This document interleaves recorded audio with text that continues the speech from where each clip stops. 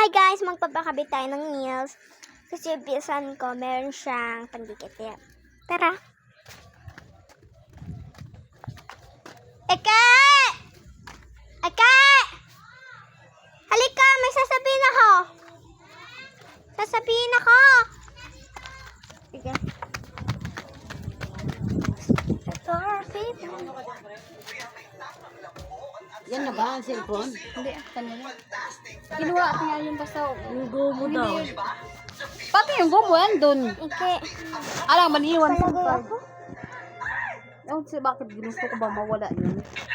Talagang pinagka-interesan. Ilaw mo. Ba't kasi iniiwan nyo doon? Kasi nga nag-hotspot nga si ate. Makulit yun eh. Kagabi pa yun. Oo nga, pero kahit nandun nakalagay dun sa ibabaw na yun, kung walang gustong kumuha, hindi mawawala yun. May pinagamitan yun. Anas 11. Yung cellphone niya, yung cellphone ni Ke. Yung upuan, nandun doon sa mayabas.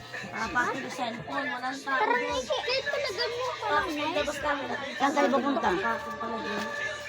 Kaya nga kung ang Ang ganda mo dito, halika. Iwan mo Ang yung ganda mo sa lamisa, filter. doon nasa loob natin yun eh. Nandito yung sa loob natin eh.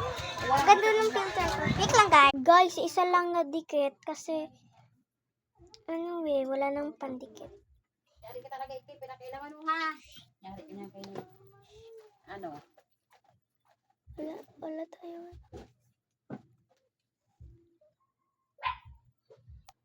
Gusto mo talagang maano ni ate mo ha.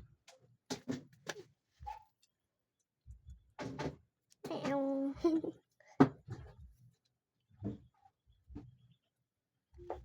this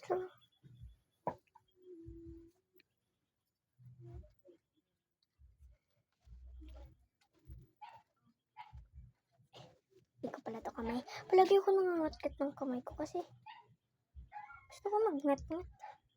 Ano bang pake mo? Ano bang pake mo? Ano ba?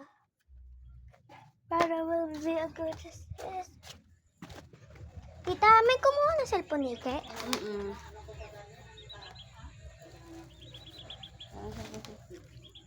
Okay. Para be a good assist. Ano bang gusto mo? May nails ako. Kaso isa lang.